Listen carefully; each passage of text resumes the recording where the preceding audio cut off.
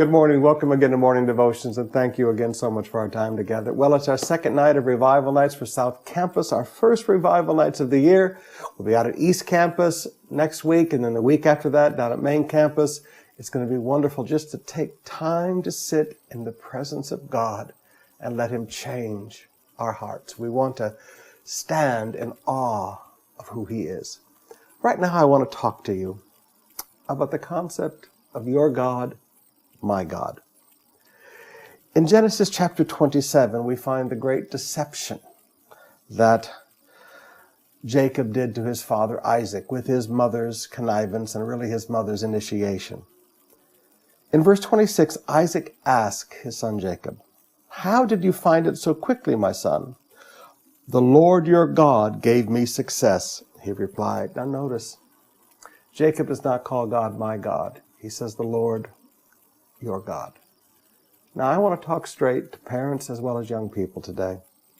There are many people who grow up in a Christian family, they grow up in church, and they learn how to talk the game really well. They know exactly how to speak. They know exactly how to present themselves. They know the Christian culture. Forgive the lack of wording, but they know churchanity, not Christianity. They know churchanity. But they're not saved. They're there because that's how they grew up, and there's nothing real in their lives. They live very, very double lives. Now, the problem when you grow up around church, you grow up in a godly home, and you know how to speak. Oftentimes, that knowledge is used to deceive. That's exactly what Jacob did to his father Isaac. "The Lord your God gave me success." His lie, using his knowledge about what God had done for his father, his lie was used to deceive his father. But that lie was based on his knowledge of a walk with God that his father had. Now, I sit back and I've watched many second and third generation Christians live this life. They know exactly how to talk. They know exactly what to say. They know exactly how to posture themselves.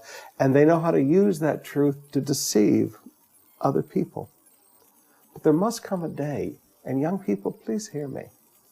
There must come a day when God becomes your God.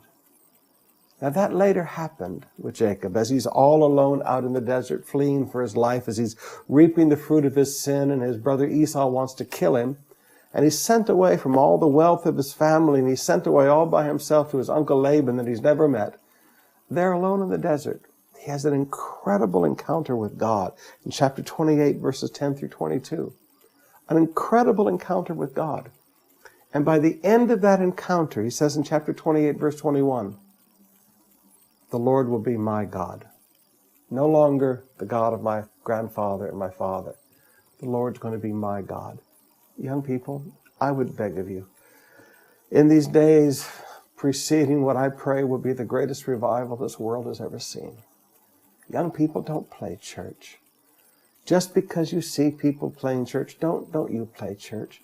Just because you see preachers living in sin, don't think that gives you the right to do it and then put on a holy face and, "Oh, we live by grace," and you know the words. Don't live like that. God is alive and God is real. Let God come into your life. Let God change your life. May it move from your God to my God in your life.